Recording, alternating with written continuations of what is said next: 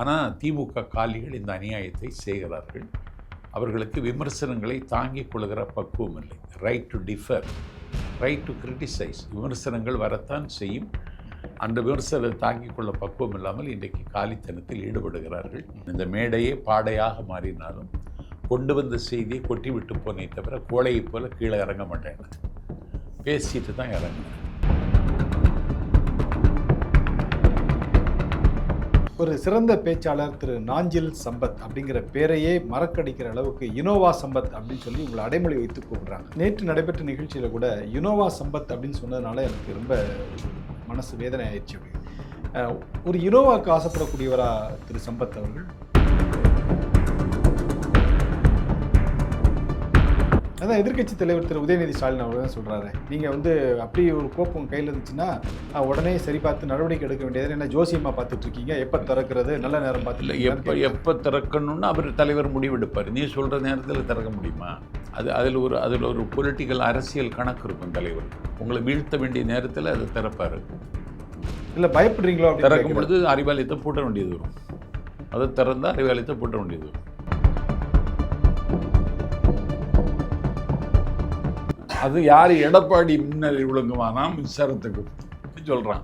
இது ஏன் வசனம்? நானும் அண்ணன் வலம்புரிஜானும் ஒரு பட்டிமன்றத்துக்கு பேச போனால இதை சொல்லிடான்னு சொல்லி நானும் அவரும் சொல்லி நான் சொன்னது இது. எடப்பாடி மிட்டாய் கூட விழுங்க முடியாது, இவன் இங்கே மின்னலை விழுங்குவான். மின்சாரத்தை எப்படி கொப்பளிப்பான் இவன்? எச்சில் கூட துப்ப முடியாது துப்பு கட்டவன் மின்சாரத்தை கொப்பளிப்பான்னா?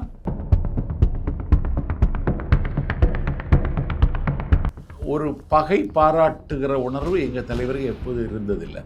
டி.கே. சிவகுமார், சதீசன் எல்லாரும் ஒரு தோழமையோடு அந்த கூட்டத்தில் கலந்து கொண்டார்கள். தமிழ்நாட்டினுடைய உரிமைக்காக எங்கள் தலைவர் பேசிய பேச்சு ரொம்ப அற்புதமான பேச்சு. உடலுக்கு உயிர் காவல், கடலுக்கு கரை காவல், கண்ணுக்கு இமை காவல், கன்னி தமிழகத்திற்கு விஜய் தான் காவல் என்பதை நேற்றைக்கு உள்துறை அமைச்சருக்கு முன்னாலே நிரூபிச்சிட்டார்.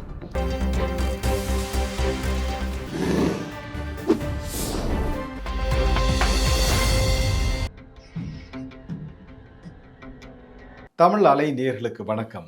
இன்றைய சந்திப்பில் நம்மோடு இணைந்திருப்பவர் தவேகாவின் பரப்புரை செயலாளர் திரு நாஞ்சில் சம்பத் அவர்களை வரவேற்பதில் மகிழ்ச்சி. வணக்கம் சார். வணக்கம். வணக்கம். என்ன சார், நலமா இருக்கீங்களா? நலமா இருக்கேன். வழக்கமாக ஒரு 2 தமிழர்கள் சந்திச்சுக்கிட்டாருன்னா நலமா இருக்கீங்களா அப்படின்னு கேட்குறது ஒரு வழக்கமான தமிழர்களுடைய மரபு தான். ஆனால் நான் இன்னைக்கு உங்கள்கிட்ட நலமா இருக்கீங்களான்னு கேட்குறதுக்கு ஒரு காரணம் இருக்குது. நேற்று நடைபெற்ற ஒரு நிகழ்ச்சியில் நீங்கள் பேசும்போது உங்கள் மீது தாக்குதல் நடத்தப்பட்டதாக இப்போ வைரலாக செய்திகள்லாம் பரவிக்கிட்டு இருக்கு. திமுக குறித்து நீங்கள் விமர்சனம் செய்ததால் அந்த கூட்டத்தில் இருந்த திமுகவினர் உங்களை நாற்காலி எடுத்து அடித்ததாகலாம் செய்திகள்லாம் வருது. ஏன் அந்த தாக்குதல்? ஏன் என்ன அப்படி பேசுனீங்க? இல்லை, பொதுவாக இதை முதல்ல நான் எதிர்பார்க்கவில்லை. திமுகவை விமர்சிக்க வேண்டும் என்பதுதான் எனது நோக்கமே தவிர திமுகவை அவமானப்படுத்த வேண்டும் என்பது எனது எண்ணம் அல்ல. விவாதத்தில் வெப்பம் இருக்கலாம், வெப்பம் இருக்கக்கூடாது, ஒளி இருக்க வேண்டும் என்று கலைஞர் சொன்னது எனக்கு நினைவில் எப்பொழுதும் இருக்கும். ஆனால் வெப்பன் இருக்க சேர்ல வெப்பனை பயன்படுத்துறாங்க. நேற்றுக்கு அதெல்லாம் எடுத்து எறிஞ்சாங்க. 100 நாள் தாவேக ஆட்சி வேதனையா சாதனையான்னு, வேதனை என்று திமுகவில் மாணவர் அணியை மன்மத அணியாக்கிய மகத்தான மனிதன் ராஜீவ்காந்தி, இல்லாத கட்சியில் இருக்கின்ற இடும்பவனம் கார்த்திக், அஸ்தமித்து கொண்டிருக்கிற கட்சியிலிருந்து கோவை சத்யன், தாவேகா சார்பில் நான், என்னுடைய நல்ல நண்பன் வைகை செல்வன், பழம் செல்வகுமார் என்று செய்தி தொடர்பாளர் 6 பேர் பேசணும். முதல்ல கோவை சத்யன் பேசினார். அதற்கு பிறகு பழ செல்வகுமார் பேசினார். அதற்கடுத்து இடும்பவனம் கார்த்திக் பேசினார். அடுத்து என்னை பேச பாண்டே அழைத்தார். பழ செல்வகுமார் பேசும் பொழுதே கத்தி கூச்சலிட்டார்கள். காட்டு கூச்சல். யாரு? ஒரு அடியாள் கூட்டத்தை அதுக்கு பிறகு தான் எனக்கு தெரியும் ராஜீவ்காந்தி கூட்டி கொண்டு வந்தார். இது அண்டா செந்தில் அந்த காலத்தில் செய்தான். எஸ்ஜி சூர்யா பேசி கொண்டிருக்கிற பொழுது அன்றைக்கு அவர் ஒரு பேசிய பேச்சுக்காக அன்றைக்கு அண்டா செந்தில் பேசாமல் போனான். நிகழ்ச்சியை புறக்கணித்து விட்டு, நீசேட்டி நிகழ்ச்சி அது புறக்கணிச்சுட்டு போனால் போய் சேகர் பாபுகிட்ட சொல்லி வட சென்னையில் இருக்கிற அடியாட்களை எல்லாம் கூட்டி கொண்டு வந்து எஸ்ஜி சூர்யாவையும் தாக்க முயற்சித்தார்கள், என்னையும் தாக்குவதற்கு ஒத்திகை பார்த்தார்கள். இது அண்டா செந்தில் அன்றைக்கு செய்தான். அதே பாணியை ராஜீவ்காந்தி இன்றைக்கு கையில் எடுத்திருக்கிறார். அப்போது நாம் இவரை பேச விடலை பல செல்வகுமாரை, அதையும் தாண்டி அவர் பேசினார். என்னை கூப்பிட்ட பொழுது பயங்கர காட்டு கூச்சல், ஆரவாரம். நான் ரங்கராஜ பாண்டேட்ட இப்படி இருந்தால் எப்படிங்க பேசுறதுன்னு கேட்டேன். என்ன காரணமோ தெரியவில்லை, பாண்டே மௌனமானார். அதற்கு பிறகு நான் ஒலிபெருக்கிக்கு கிட்டே வந்த பொழுது இன்னோவா சம்பத் என்று கத்தினார்கள். Man is after a trial creature. மனிதன் ஒரு பலவீனமான ஜந்து. நான் உணர்ச்சி வசப்பட மாட்டேன், கோபப்பட மாட்டேன். ஏன்னா கோபம் சேர்ந்தாரை கொல்லியன்தான் வான்புகழ் வள்ளுவன். கோபத்துக்கு ஆளாகக்கூடாது என்பதில் நான் ரொம்ப எச்சரிக்கையாக இருந்தேன். ஆனால் நேற்றுக்கு நான் கோபத்தில் ஒரு வார்த்தை தவறி சொல்லிட்டேன். அதற்கு பிறகு மேடை நோக்கி தாக்குவதற்கு வந்தார்கள், நாற்காலியை தூக்கி வீசினார்கள். தாவேக்கா தம்பிகள் என்னை சூழ்ந்து நின்று காப்பாற்றினார்கள். பின்னால் இருந்த அறையில் என்னை உட்கார வைத்தார்கள். அதற்கு பிறகு வைகை செல்வன் எல்லாம் பேசி அடியாட்கள் போனதற்கு பிறகு நான் பேசினேன். நான் இன்னோவாக்கு சம்பத் என்று சொன்னது எனக்கு மிகுந்த வலியை வருத்தத்தையும் தந்தது. சம்பத்தினி பஸ் ஸ்டாண்டில் ரயில்வே ஸ்டேஷனில் போய் நிற்கக்கூடாது, அதுக்காகத்தான் அந்த இன்னோவா கார் உங்களுக்கு தர்றேன்னு அம்மா ரொம்ப பரிவோடு சொல்லி அந்த கார் தந்தார்கள். அது எனக்கு இலவசமாக தந்த கார் அல்ல, நான் பயன்படுத்துவதற்கு தந்த கார். கட்சியினுடைய பிரம்மகண்டா விங்கில் இருந்ததுனால பயன்படுத்த தந்த கார். அதை முறையாக பயன்படுத்தினேன். அந்த காரை ஒரு நாள் கூட என்னுடைய சொந்த உபயோகத்திற்கு நான் எடுத்ததில்லை, பயன்படுத்தினேன். அது அதிமுக பொருளாளர் அண்ணன் ஓ பன்னீர்செல்வம் பேரில் இருந்த கார். அதிமுக விட்டு விலகிய பொழுது காரை அவரிடத்தில் ஒப்படைத்து விட்டு தான் நான் வந்தேன். இப்பொழுதும் என்னை இன்னோவா என்று சொல்லுகிற பொழுது எனக்கு பெரிய வலி ஏற்பட்டது. அதனால் அதை நேற்றுக்கு அதை பதிவு செய்தேன், பேசும்போது சொன்னேன். அதனால் நான் சொல்லியதில் யாருக்காவது வருத்தம் இருந்தால் வருத்தம் தெரிவித்துக் கொள்கிறேன் அப்படின்னு அதுக்கு மன்னிப்பு கேட்குற மாதிரி வருத்தமும் தெரிவிச்சிட்டேன். அதுக்கப்புறம் ஒரு 5-10 நிமிஷம் பேசிட்டு நான் விடைபெற்றுட்டேன். நான் இதை எதிர்பார்க்கலை, இதை விரும்பலை. இன்னும் நாஞ்சில் சம்பத்து சர்ச்சையில் சிக்குவதை நானும் விரும்பவில்லை, நான் சார்ந்திருக்கிற எங்கள் தலைவரும் விரும்ப மாட்டார். அதனால் ஒவ்வொரு அடியும் நான் அளந்து எடுத்து வைக்கிறேன். ஆனால் திமுக காலிகள் இந்த அநியாயத்தை செய்கிறார்கள். அவர்களுக்கு விமர்சனங்களை தாங்கிக் கொள்கிற பக்குவம் இல்லை. Right to differ, right to criticise. விமர்சனங்கள் வரத்தான் செய்யும். அந்த விமர்சனத்தை தாங்கிக் கொள்ள பக்குவம் இல்லாமல் இன்றைக்கு காலித்தனத்தில் ஈடுபடுகிறார்கள். இப்படித்தான் எனக்கு வத்தலக்குண்டில் கொலை முயற்சியில் இறங்கினார்கள். அன்றைக்கி நான் இறந்துருவேன்னு தான் நினச்சேன். ஆனால் அன்றைக்கி அதிமுக சட்டமன்ற உறுப்பினர் நிலக்கோட்டை தேன்மொழி எல்லாரும் மேடையில் இருந்தார்கள். அன்றைக்கு நாற்காலி கொண்டு என் மீது விழுந்த கற்கள், கட்டைகள், கத்திகள் எல்லாவற்றையும் தடுத்தாங்க. மழை கொட்டி கொண்டிருக்கிறது, மின்னிணைப்பை துண்டித்து தான் இந்த அநியாயத்தை செய்தாங்க. அப்போதும் நான் சொன்னேன், இந்த மேடையே பாடையாக மாறினாலும் கொண்டு வந்த செய்தியை கொட்டி விட்டு போனே தவிர கோழையைப் போல கீழே இறங்க மாட்டேன், பேசிட்டு தான் இறங்கினேன். இப்படி கொலைவெறி தாக்குதல் நடத்துவது திமுகவினுடைய பாணி. அது குறிப்பிட்ட நாஞ்சில் சம்பத் அவர்கள் மீது தொடர்ந்து இது மாதிரி தாக்குதல் ஏற்படுத்துவதற்கு என்ன காரணம்? ஏன்னா என் பேச்சு தான் தமிழ்நாட்டில் ரீச் ஆகுது. திமுகவினுடைய ஆரக்கால்கள் ஆடுகிறது. அவர்களுடைய கோர முகத்தை நாஞ்சில் சம்பத் அம்பலப்படுத்துகிறேன். அதனால் அவங்களுக்கு அந்த ஆத்திரம் வருகிறது, வேற ஒன்றும் இல்லை. நேற்று நடைபெற்ற நிகழ்ச்சியில் கூட யுனோவா சம்பத் அப்படின்னு சொன்னதுனால எனக்கு ரொம்ப ஒரு மனசு வேதனை ஆயிடுச்சு. அப்படி ஒரு யுனோவாக்கு ஆசைப்படக்கூடியவரா திரு சம்பத் அவர்கள்? எந்த ஆசையும் எனக்கு கிடையாது. நான் உயிரோடு இருக்கிற வரைக்கும் பேசி கொண்டிருக்க வேண்டும் என்கிற ஆசையை தவிர வேற எந்த ஆசையும் கிடையாது. ஒரு பொள்ளாச்சி மகாலிங்கம் உரையாற்றி கொண்டிருக்கும் பொழுது அவருக்கு உயிர் போயிடுச்சு. அது மாதிரி லண்டனில் இருந்து பேசிக்கொண்டு வரும்பொழுது விமானத்தில் உயிர் போயிடுச்சு வாரியார் சுவாமிகளுக்கு. அது மாதிரி உரையாற்றி கொண்டிருக்கிற பொழுது உயிர் போக வேண்டும் என்பது என்னுடைய ஆசை இல்லை, எதிர்பார்ப்பு. அது காலம் எனக்கு அப்படி ஒத்துழைக்குமான்னு எனக்கு தெரியாது. ஆனால் இன்னைக்கு எவரையும் எதிர்கொள்ளுகிற ஆற்றல் பேச்சில் எனக்கு தான் இருக்குது. இந்த மாதிரி ஒரு ஆராய்டர் திமுகவில் கிடையாது. பேசி வளர்ந்த இயக்கம், சொற்பொழிவாளர்களின் சொர்க்கமாக இருந்த இயக்கம், இன்னைக்கு வாடகை பேச்சர்கள் வச்சு அவங்க கூட்டம் நடத்திட்டு இருக்காங்க. திமுகவில் யார் பேசுகிறான்னு பார்த்தா விசி குகநாதன். அதனால் திமுக தன்னுடைய இருப்பை தொலைத்து விட்டு அம்மனமாக நிற்கிறது. நான் ஒருத்தன் தான் பேசிகிட்டு இருக்கேன். நான் இன்னும் பெரியாரை பேசுகிறேன், அண்ணாவை பேசுகிறேன். அதை அவங்களால தாங்கிக்கிட முடியலை. அதனால் தாக்குறாங்க. தாக்குவதில் அவங்களுக்கு ஏதாவது மனநிறைவும் மகிழ்ச்சியும் கிடைக்குமானா நான் குறுக்க நிற்க விரும்பலை. ஒரு சிறந்த பேச்சாளர் திரு நாஞ்சில் சம்பத் அப்படிங்கிற பேரையே மறக்கடிக்கிற அளவுக்கு யுனோவா சம்பத் அப்படின்னு சொல்லி உங்களை அடைமொழி வைத்து கூப்பிடுறாங்க. ஆமாம், அது எனக்கு கொஞ்சம் வலிக்குது. அதுதான், வேற ஒன்றும் இல்லை. நான் 1989 ஒரு கார், அம்பாசடர் கார் நான் வாங்கினேன். கேட்டிங்களா? அதனால் இந்த காரு அதெல்லாம் நான் காரில் போகிறதையும் விரும்புகிறதில்லை. நான் எப்பொழுதும் ரயில் பயணம் தான்.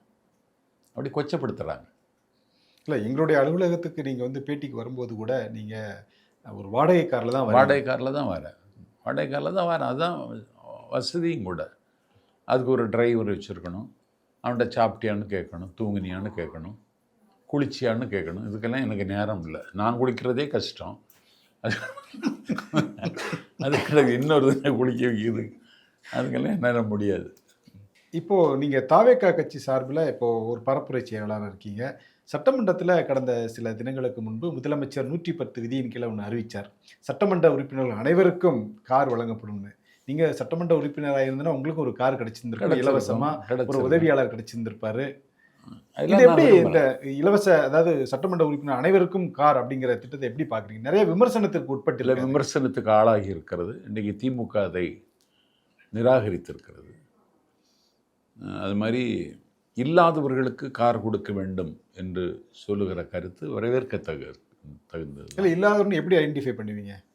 ஏன்னா எல்லாருமே அப்படி வீட்டிலே இருக்குமே. இல்லை, அதாவது பத்திர பிரமாணத்தில் வந்து சொல்லும், இல்லை பத்திர பிரமாணத்தில் சொல்லும்போது கார் இருக்குது எல்லாருக்கும் சொல்கிறாங்க. ஆனால் சட்டசபையில் பேசும்போது எங்களுக்கு காரே இல்லை, நாங்கள் ஆட்டோவில் தான் வரோங்கிறாங்க. அதை எடுத்து ட்ரோல் பண்ணுறாங்களே இப்போ. இல்லை இல்லை, அது யார் கார் கேட்டாங்களோ அவங்களுடைய பட்டியல் எடுத்து அந்த தம்பி உண்மையை சொல்லலை, உண்மைக்கு மாறாக சொல்லியிருக்கிறார். இது தலைவர் கவனத்துக்கு தான் போகணுமே தவிர, அதனால் இல்லாதவங்களுக்கு கொடுக்கணும் காருங்கிறது நியாயம். தலைவர் எல்லாருக்கும் கொடுத்துருக்காரு, திமுக காரங்களுக்கும் கொடுத்துருக்கிறார். அது அவருடைய பரந்த விசாலமான வானத்தை போன்ற இதயத்திற்கு இது ஒரு அடையாளம். ஆனால் கார் வேணும், சட்டமன்ற உறுப்பு கார் வேணும். இப்போ எங்கள் கட்சி, என்னுடைய தொகுதி பத்மநாபபுரம் தொகுதி, மார்க்சிய கம்யூனிஸ்ட் கட்சி செல்லசுவாமி சட்டப்பேரவை, அவர் கார் கிடையாது. இப்போ எங்கள் தொகுதி தமிழ்நாட்டில் பெரிய தொகுதி. கீரிப்பாறைங்கிற மலையிலிருந்து கோதையாறு டேம் வரைக்கும் இருக்கும். அந்த தொகுதியில் அவர் மக்கள் பணி ஆற்றணும்னா அவருக்கு ஒரு கார் வேணும். அதெல்லாம் பயன்படும். அது மாதிரி மாரிமுத்துன்னு சொல்லி திருத்துறைப்பூண்டி சட்டமன்ற உறுப்பினர் குடிசையில் குடியிருக்கிறார். அவருக்கு அந்த தொகுதியில் மக்களை போய் பார்க்க ஒரு கார் தேவைப்படுகிறது. அதனால் கார் கொடுத்து நல்ல திட்டம் தான், அதில் ஒன்றும் குறையில்லை. அதாவது தேவையானவங்களுக்கு மட்டும்தான் கொடுக்கணும் அப்படிங்கிறது இல்லை. தேவையானவர்கள் ஒரு கார் இருந்தால் தொகுதியில் இருக்கிறவங்களையும் அந்த காரில் ஏற்றிட்டு போய் இல்லை இடம் போகலாம். அதெல்லாம் ஒன்றும் தப்பில்லை. அதை மிஸ்யூஸ் பண்ணாமல் இருந்தால் சரி. Okay sir. சார், முதலமைச்சர் பேசும்போது ஒரு விஷயம் குறிப்பிட்டு பேசினார். அதாவது 3 ஊழல் சம்பந்தமான கோப்பு, 3 துறை சார்ந்த கோப்புகள் என்னுடைய டேபிளில் இருக்குது, சரியான நேரத்தில் அதை நான் திறப்பேன், சும்மா தேவையில்லாமல் பேசி என்னை திறக்க வச்சிடாதீங்க அப்படிங்கிற மாதிரி பேசியிருந்தார். அதை எப்படி பார்க்குறீங்க? அது நிதியமைச்சர் நண்பர் மரிய வில்சன் தான் தலைவர்கிட்ட கொடுத்துருக்காரு. திறந்தால் நிறைய பேருக்கு ஊழல் அம்பலப்படுத்தப்படும். எப்போது திறக்க வேண்டும் என்பது அவர் முடிவெடுப்பார். திறக்கும்போது தெரிஞ்சிடும். அதான் எதிர்க்கட்சி தலைவர் திரு உதயநிதி ஸ்டாலின் அவர் தான் சொல்கிறாரு, நீங்கள் வந்து அப்படி ஒரு கோப்பு உங்கள் கையில் இருந்துச்சுன்னா உடனே சரி பார்த்து நடவடிக்கை எடுக்க வேண்டியது. என்ன ஜோசியமாக பார்த்துட்டு இருக்கீங்க, எப்போ திறக்கிறது, நல்ல நேரம் பார்த்துட்டு எப்போ திறக்கணும்னு அவர் தலைவர் முடிவெடுப்பார். நீ சொல்கிற நேரத்தில் திறக்க முடியுமா? அதில் ஒரு பொலிட்டிக்கல் அரசியல் கணக்கு இருக்கும் தலைவருக்கு. உங்களை வீழ்த்த வேண்டிய நேரத்தில் அதை திறப்பார். இல்லை பயப்படுறீங்களோ? அப்படி திறக்கும் பொழுது அறிவாலயத்தை பூட்ட வேண்டியது வரும். அதை திறந்தால் அறிவாலயத்தை பூட்ட வேண்டியது வரும். ஊழல் ஃபைலில் திறந்து அறிவாலயத்தை பூட்ட வேண்டியது வரும். அவ்வளோ தவறு செய்திருக்காங்க. இப்போ அந்த ஊழலை ஒழிக்கிறதுல ரொம்ப தீவிரமாக இருக்கீங்க. ஆமாம், ஒவ்வொரு மந்திரியும் ஊழல் செய்வார். ரோடே போடாமல் ரோடு போட்டதான் காட்டியிருக்கான் அகில உலக ஆணழகன் ஏபாவேலு. ரோடே போடலை, ரோடு போட்டதாக காமிச்சிருக்கான். அடித்த கொள்ளைக்கு கணக்கு கிடையாது. 1000 கோடி ரூபாய் திட்டம்னா அவருக்கே 400 கோடிக்கு போகணும். அதனால தான் அண்ணன் ஸ்டாலினுக்கு வெள்ளியில் நாற்காலி செய்து கொடுத்தான். எல்லா அமைச்சர்களும் அவங்க அளவுக்கு செய்திருக்காங்க. அதெல்லாம் இனி அம்பலப்பட்டு போகுங்கிறது எனக்கு தெரிய வருகிறது. அது தலைவர் அம்பலப்படுத்துவார்னு தான் நான் நம்புகிறேன். ஆளுங்கட்சி வந்து எந்தவித ஆதாரம் இல்லாமல் எதிர்க்கட்சிகள் குறித்து குற்றச்சாட்டு சொல்கிறீங்க, போதாக்குறைக்கு பாட்டெல்லாம் பாடி சட்டசபையை இது பண்ணுறீங்க, நாங்கள் என்ன சூப்பர் சிங்கர் நிகழ்ச்சிக்காக வந்திருக்கோம் அப்படின்னு எதிர்க்கட்சி தலைவர் திரு உதயநிதி ஸ்டாலின் கேள்வி கேட்டிருக்காரு. இல்லை அதை குடியாத்தம் சட்டப்பேரவை உறுப்பினர் பாடினாங்க. கொடுத்ததெல்லாம் கொடுத்தார், யாருக்காக கொடுத்தார்ங்கிற பாட்டை எம்ஜிஆர் பாடின பாட்டு. அது எங்கள் முதலமைச்சருடைய கொடை உள்ளத்தை விதந்தும் வியந்தும் அவர் சொன்ன பாட்டு. அது உதயநிதிக்கு தாங்கிக்க முடியலை. அவங்களுக்கு பாடவே தெரியாது, பாட்டும் வராது அவங்களுக்கு. அவங்க பாடுறாங்க.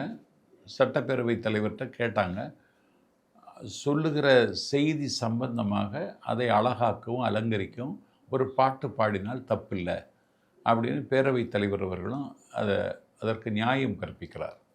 ஏன்னா இப்பொழுது பட்டிமன்றங்களே பாட்டு மன்றங்களாகிவிட்டது.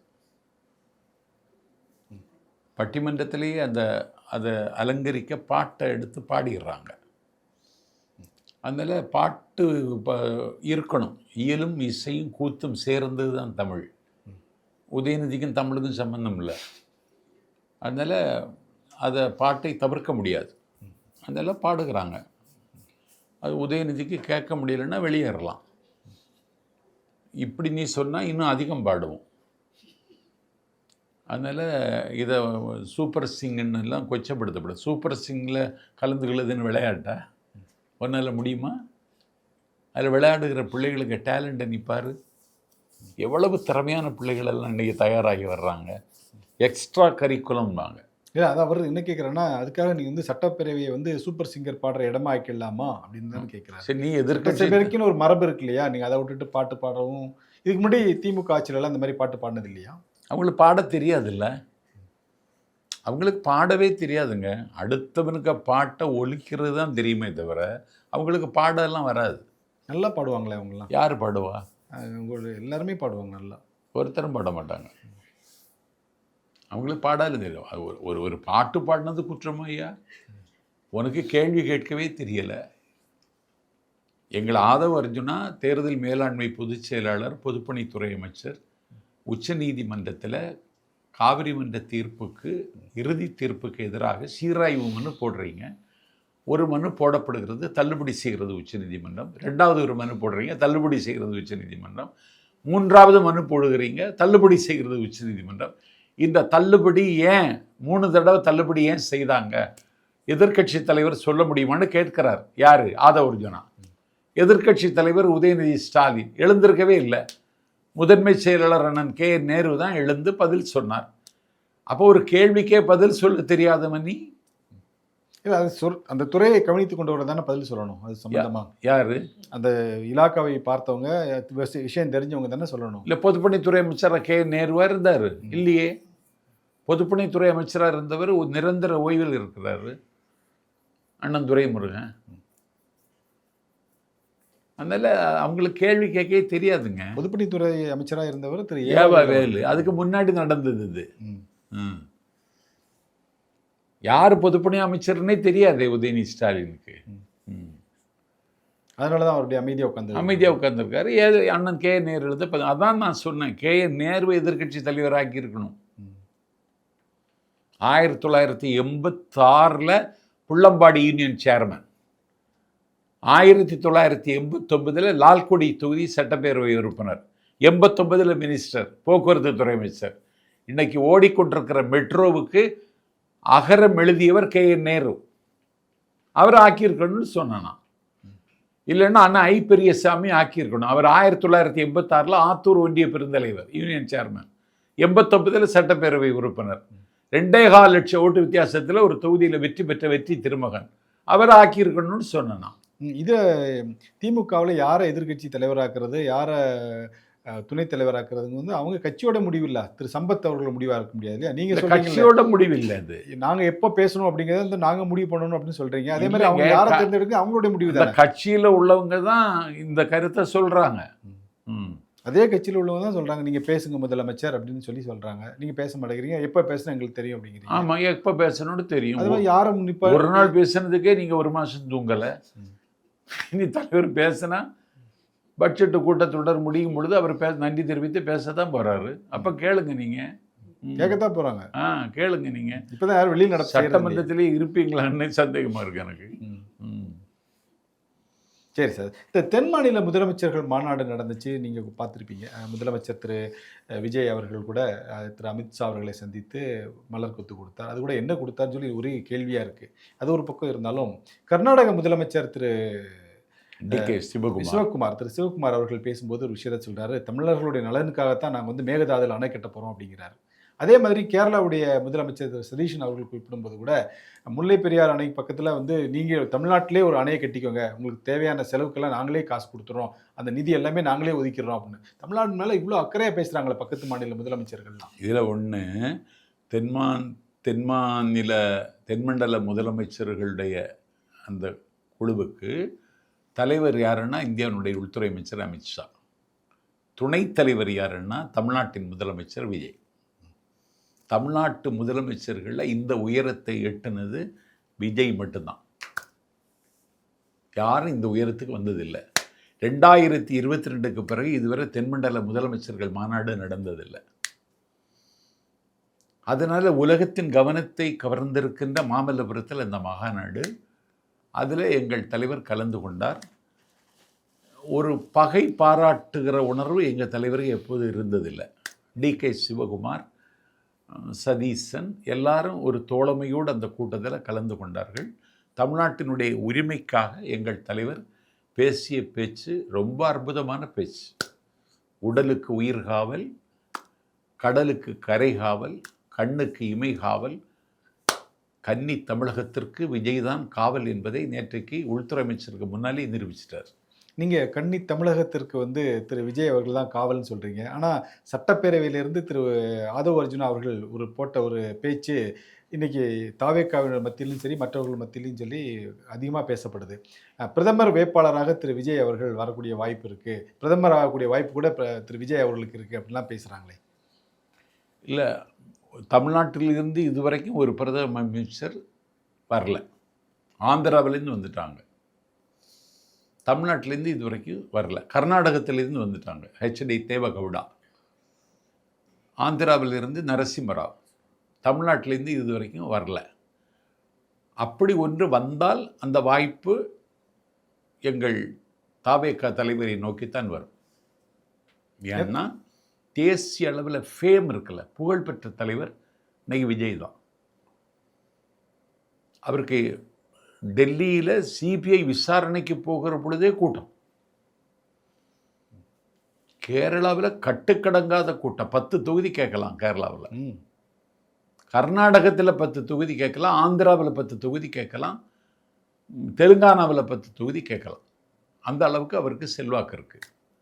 அதுக்காக நாளைக்கு அவர் பிரதமர்னு நான் சொல்ல விரும்பலை. இன்றைக்கு இந்திய துணைக்கண்டத்தில் ஒரு மரபார்ந்த குடும்பத்து பிள்ளை ராகுல் காந்தி, ஆசாபாசங்களுக்கு அடிபணியாத பேராண்மை உள்ள தலைவர், ஒரு மிலேச்சத்தனமான மோடியினுடைய ராட்சச பாசிசத்தின் கன்னத்தில் அறைகிற ஆற்றலும் தருகண்மையும் உள்ள ஒரு தலைவராக இன்றைக்கு விஸ்வரூபம் எடுத்திருக்கார் ராகுல் காந்தி. இன்றைக்கி அந்த ராகுல் காந்தி அவர் தலைமையில் இருக்கிற காங்கிரஸ் தோழமையோடு தான் எங்களுடைய ஆட்சி இன்றைக்கு தமிழ்நாட்டில் நிலைநிறுத்தப்பட்டிருக்கிறது. நாங்கள் ஒரு நித்தியத்தை இழந்து நின்ற நேரத்தில், நாங்கள் ஒரு நிச்சயமின்மை உடுத்தி இருந்த நேரத்தில், தாவேக்கு ஆட்சி அமைக்க வாய்ப்பு இருக்கிறதா என்ற கேள்வி எழுந்த நேரத்தில், ஒரு 4 நாள் தமிழ்நாட்டில் தாவேக்கா தொண்டன் உறக்கமறந்து கவலையிலும் கண்ணீரிலும் காலம் கழித்த நேரத்தில் 5 சட்டமன்ற உறுப்பினர் ஆதரவை தருகிறோம் என்று காங்கிரஸ் எங்கள் மீது கவரி வீசிய பொழுதுதான் மார்க்சிய கம்யூனிஸ்ட் கட்சி, இந்திய கம்யூனிஸ்ட் கட்சி, விடுதலை சிறுத்தைகள் கட்சி, இந்திய யூனியன் முஸ்லீம்களை எங்கள் பக்கம் வந்து இன்றைக்கு 121 உறுப்பினர்களோடு எங்கள் சர்க்கார் இந்த தேர் நகர்ந்து கொண்டிருக்கிறது என்றால் காங்கிரஸ் தான் காரணம். அதனால் காங்கிரஸிற்கு முரண்பட்டு எங்கள் தலைவர் எந்த முடிவும் எடுக்க மாட்டாருங்களா எனக்கு நம்பிக்கை இருக்குது. இல்லை, உங்களுக்கு நம்பிக்கை இருக்குது சரி. ஆனால் நீங்கள் பேசட்ட கூட உங்களுடைய சட்டமன்ற உறுப்பினர்கள் பேசுகிறாங்க சட்டசபையில், ஏஎம் பிஎம் பார்க்காம கூட வேலை செய்கிற இதெல்லாம் ஏன் வசனம்? இதெல்லாம் ஆமாம், இது நான் ஏற்கனவே சொன்ன வசனம். ஏஎம் பிஎம் பார்க்காம வேலை செய்யாமல் சொல்லி நான் ஜெயலலிதா அம்மாவை சொன்னேன். இப்போ ஏன் வசனத்தை நிறைய பேர் பேசுகிறான். இந்த அக்ரி கிருஷ்ணமூர்த்தின்னு ஒரு ஆள் மின்னலை விழுங்கி மின்சாரத்தை கொப்பளிப்பான்னு, அது யார் எடப்பாடி மின்னலை விழுங்குவானா மின்சாரத்தை கொப்பளின்னு சொல்கிறான். இது ஏன் வசனம்? நானும் அண்ணன் வலம்புரிஜானும் ஒரு பட்டிமன்றத்துக்கு பேச போனால இதை சொல்லிடான்னு சொல்லி நானும் அவரும் சொல்லி நான் சொன்னது இது. எடப்பாடி மிட்டாய் கூட விழுங்க முடியாது, இவன் இங்கே மின்னலை விழுங்குவான். மின்சாரத்தை எப்படி கொப்பளிப்பான் இவன்? எச்சில் கூட துப்ப முடியாது துப்பு கட்டவன் மின்சாரத்தை கொப்பளிப்பான்னா? ஒரு தலைவரை வந்து புகழ்ந்து பேசுறாரு அவரு. மின்னலை விழுங்கி மின்சாரத்தை தலைவர்னு அக்கரி கிருஷ்ணமூர்த்தி சொல்லலாம், நாடு சொல்லுமா? அவர் பெரிய தரித்திரம்ங்க. அவர் சரித்திரம் படைப்பார்னு அவர் சொல்றாரு. அது எப்படிங்க? ஒரு 2 கோடி தொண்டர்கள் உண்ட ஒரு கட்சியை இன்னைக்கு குட்டிச்சுவராக்கிட்டு இன்னும் சிரிச்சிட்டு இருக்கான். அவன் சிரிக்கவே கூடாதுங்க. அதனால் இந்த ஒரு சட்டமன்ற உறுப்பினர் ஏஎம் சிஎம் பார்க்காம பிஎம் ஏஎம் பார்க்காம சிஎம்னு சொல்கிறது இதெல்லாம் நான் ஏற்கனவே சொன்னது. அதில் ஒன்றும் குற்றம் இல்லை. நான் என்ன சொல்கிறேன்னா, ஒரு பிரைம் மினிஸ்டர் ஆவதற்கான ஒரு குவாலிஃபைடு பர்சனாலிட்டி எங்கள் தலைவர் தான். திரு எடப்பாடி பழனிசாமி போய் பொசுக்குன்னு இப்படி சொல்லிட்டீங்களே. ஏன்? மின்சாரத்தை விழுங்கி, அதாவது மின்னலை விழுங்கி மின்சாரத்தை கேட்கக்கூடிய தலைவர்னு அவர் தலைவர் அவர் புகழ்ந்து பேசுறாரு. உங்களுக்கு ஏன் போறாம? அதுக்கு ஏன் ஏமாசனத்தை எடுத்துக்கிட்ட? உனக்கு ஒரு இரவல் வாங்கிறதுக்கு கணக்கு இல்லையாடா? சத்யராஜ் ஒரு பகுத்தறிவு பாதையில் பயணம் செய்கிறவர், கேட்டிங்களா? இன்னும் சொல்லப்போனால் தந்தை பெரியார் மீது, தன்மான கொள்கையின் மீது ஈடுபாடும் இன்வால்மெண்ட்டும் கொண்ட நடிகர் அவர். திரை உலகத்தில் இருந்து ஒருதன் பெரியார் பெயரை உச்சரிப்பதும் பெரியாரை கொண்டாடுவதும் ஒரு அதிசயம். பெரியார் வேடத்திலேயே நடித்தவர். அவருக்கு பட்டம்தான் புரட்சி தமிழன். அதை இந்த எடப்பாடிக்கு தூக்கி போடுறானோ? இன்னொருதன் பட்டத்தை மாடா எடுத்து வைப்பீங்க? இன்னொருவனுக்கு பணத்தை தான் எடுத்தீங்க, பட்டத்தையுமா எடுப்பீங்க?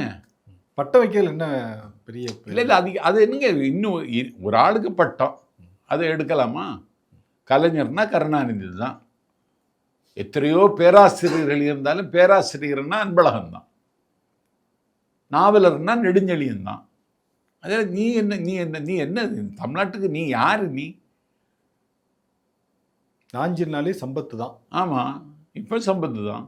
அதுதான் வந்து உங்களை உசுப்பேத்துறாங்களே. நாஞ்சில்ங்கிற பேரையே எடுத்துட்டு யூனோவான்னு சொல்லி போடுறது தான். அதெல்லாம் போடுறது. அதனால எனக்கு ஒன்று வந்துடாது. இவன் சொன்னதுனால ஊர் நம்பாது, உலகம் நம்பாது. அதனால ஒன்று எனக்கு கவலை இல்லை. அது ஒரு பொது வெளியில் சொல்லும் பொழுது கொஞ்சம் கவலை வந்து அவ்வளவு. சார், ஒரு அமைச்சர் வந்து பேசும்போது, சட்டசபையில் பேசும்போது, அதாவது கலைஞர் அப்படிங்கிற அடைமொழியை குறிப்பிடாமல் திரு கருணாநிதி அப்படின்னு சொல்லி சொன்னதுக்கே முதலமைச்சர் மன்னிப்பு கேட்கக்கூடிய அந்த நிகழ்வுகள்லாம் நம்ம பார்க்குறோம். சபையுடைய நாகரிகத்தை வந்து பார்க்குறோம். நீங்கள் எப்படி பார்க்குறீங்க இந்த நிகழ்வை? இல்லை ஒரு நாகரிக அரசியல் இன்றைக்கு விஜய் காலத்தில் தான் அரும்பி இருக்கிறது. 1967 கண்ணீர் துளிகள் என்று கடுமையாக தேர்தல் களத்தில் திமுகவை விமர்சித்தார் தந்தை பெரியார். கண்ணீர் துளிகள் என்று விமர்சித்த தந்தை பெரியார் 1967 காங்கிரஸையும் காமராஜரையும் ஆதரித்த பெரியார் 67 அண்ணா வெற்றி பெற்று விட்டார், திமுக வெற்றி பெற்று விட்டது. வெற்றி பெற்ற உடனே அறிஞர் அண்ணா பெரியார் எங்கே இருக்காருன்னு கேளுனார். பெரியார் திருச்சி மாளிகையில் இருக்காருன்னு சொன்னால் வண்டியை திருச்சிக்கு விடுனார். கொண்டு போய் பெரியாருக்கு மாலை போட்டு பொன்னாடை போர்த்தினார். பெரியார் அதை எழுதும்போது சொல்லுகிறார், நான் ஒரு மணப்பெண்ணை போல நாணிப்போனேன்னார். இந்த நாகரிகத்தை அண்ணா தொடங்கினார். அந்த நாகரிகத்தை எங்கள் தலைவர் விஜய் தொடருகிறார். கருணாநிதின்னு சொல்லாதேன்னு சொல்கிறார். ஏன்னா அவருக்கு கொடுக்க வேண்டிய மரியாதையை கொடுக்கணும்னு தலைவர் நினைக்கிறார். அது மறைந்த தலைவராக இருந்தால் ஒரு எதிர்கட்சியாக இருந்தால் கூட நீங்கள் வந்து அவரை விமர்சனம் செய்யாதீங்க. ஆமாம், அப்படிங்கிற அளவு. ஆமாம் சார், கடந்த சில தினங்களுக்கு முன்பு நடைபெற்ற, அதாவது உளுந்தூர்பேட்டையில் நடைபெற்ற விடுதலை சிறுத்தைகள் கட்சியுடைய கூட்டத்தில் நீங்கள் பார்த்துருப்பீங்க. பிரம்மாண்டமான கூட்டமாக இருந்துச்சு. பாவம் அவர் வந்து இந்த கூட்டத்தில் சிக்கி சின்னாபின்னம் ஆனாலாம் நம்ம எல்லாம் வீடியோவில் பார்த்தோம். அவர் அந்த கூட்டத்தில் ஒரு விஷயத்த சொல்கிறாரு, நான் வந்து தாவேக்காவோட இனிமேல் கூட்டணியில் இருப்போம் அப்படின்னு. ஒரு மனம் ஆச்சரியத்தோடு இருந்தார் திரு விடுதலை சிறுத்தைகள் கட்சியுடைய தலைவர் திரு தொல் திருமாவளவன் அவர்கள். நீங்கள் கூட ரொம்ப மனவேதனையோடு நான் அதை பார்க்குறேன்னு சொன்னீங்க. இப்போது அவர் தாவேக்காவு தான் எங்களுடைய ஆதரவுன்னு சொல்லி ஒரு மனநிலைக்கு வந்திருக்காரு. இந்த மனநிலை மாற்றத்திற்கு என்ன காரணம்? இல்லை, இந்த மனநிலை மாற்றத்திற்கு காரணம் தாவேக்கா மட்டும்தான். இன்றைக்கு ஒரு சுயமரியாதை உள்ள தலைவர்களை கொண்டாடுகிறது. அண்ணல் அம்பேத்கர் பேரால் அயலுறவு மாணவர்களுக்கு நிதியளிக்கிற திட்டத்திற்கு அண்ணல் அம்பேத்கர் பெயர். கடந்த ஆட்சியில் பார்த்தீங்கன்னா பிஜேபி கட்சிக்காரன் தமிழ்நாட்டை காவிமயமாக்க வேண்டும் என்று நினைத்தார்கள். திமுக ஆட்சியில் கருணாநிதி மயமாக்க வேண்டும் என்று துடித்தார்கள் தமிழ்நாட்டை. கிண்டியில் 1000 படுக்கை கொண்ட ஒரு பல்நோக்கு மருத்துவமனைக்கு கலைஞர் பெயரை சூட்டினார்கள். வைகை கரையில் வானிலாவை எழுந்த நூலகத்திற்கு கலைஞர் நூற்றாண்டு விழா நூலகம் என்று பெயர் வைத்தார்கள். 1000 ரூபாய் உரிமை தொகைக்கு கலைஞர் உரிமை தொகை என்று பெயர் வைத்தார்கள். எல்லாவற்றையும் கருணாநிதி மயமாக்கினார்கள். இன்னைக்கு அண்ணல் அம்பேத்கர் பேரை எங்கள் தலைவர் சொல்கிறார். காமராஜர் பேரை வேற கொடுத்து காமராஜர் பேரை சொல்கிறார். காலை உணவு திட்டத்துக்கு. ஆமாம், காலை உணவு திட்டத்துக்கு மட்டுமில்லை, 9 to 12 படிக்கிற மாணவர்களுக்கு உண்டு உறைவிட பள்ளிக்கும் காமராஜர் பேர். அது மாதிரி கை குழந்தையோடு கராக்கிரகத்துக்கு சென்ற அஞ்சலை அம்மாள் பேரால் திட்டம் விருது வழங்குறாங்க. இன்னும் சொல்ல போனால் உழவர்களுக்காகவே வாழ்ந்த ஒரு மகத்தான மனிதன் நம்மாழ்வார். அந்த மகத்தான மனிதன் பேரால் இன்னைக்கு திட்டங்களை அறிவிக்கிறோம்னு சொன்னால், ஆமாம், பண்பாட்டு தளம் நோக்கி அழுத்தமாக காலூன்றி இருக்கிறது தாவேக்கா. இவர்கள் இன்னும் உயர வேண்டும் என்று அவர் விரும்புகிறார் தொல் திருமாவளவன். திமுக ஒரு மட்டமான அரசியலை, மலிவான அரசியலை செய்து கொண்டிருக்கிறது. தொகுதி மறுசீரமைப்பில் திமுக இன்றைக்கு இரட்டை வேடம் போடுகிறது. அண்ணன் ஸ்டாலின் லண்டனில் இருந்த பொழுது நாடாளுமன்ற உறுப்பினர்கள் கூட்டத்தில் காணொளி காட்சி மூலம் பேசும் பொழுது, தொகுதி மறுவரைக்கு நீங்கள் எந்த எதிர்ப்பும் நாடாளுமன்றத்தில் தெரிவிக்க வேண்டாம், ஒரு திருத்தத்தை கொடுப்போம், அந்த திருத்தத்தை ஏற்றுக்கொண்டால் தொகுதி மறுவரையை ஆதரிக்கலாம் என்கிற முடிவுக்கு திமுக வந்துவிட்டது. நாங்கள் இதில் காம்ப்ரமைஸ் சமரசம் செய்து கொள்ளவில்லை. நேற்றைக்கு உள்துறை அமைச்சரை வைத்துக்கொண்டே பேசினார் தலைவர். அதனால் திமுக இன்றைக்கு தடம் மாறுகிறது. ஆனால் அழுத்தமாக தடம் பதிக்கிறது கொள்கை சார்ந்துன்னு திருமாவளவனுக்கு நம்பிக்கை வந்திருக்கிறது பேசினார். ஓகே சார், தொடர்ந்து நம்ம பேசுவோம் சார். நன்றி, வணக்கம். நன்றி, வணக்கம்.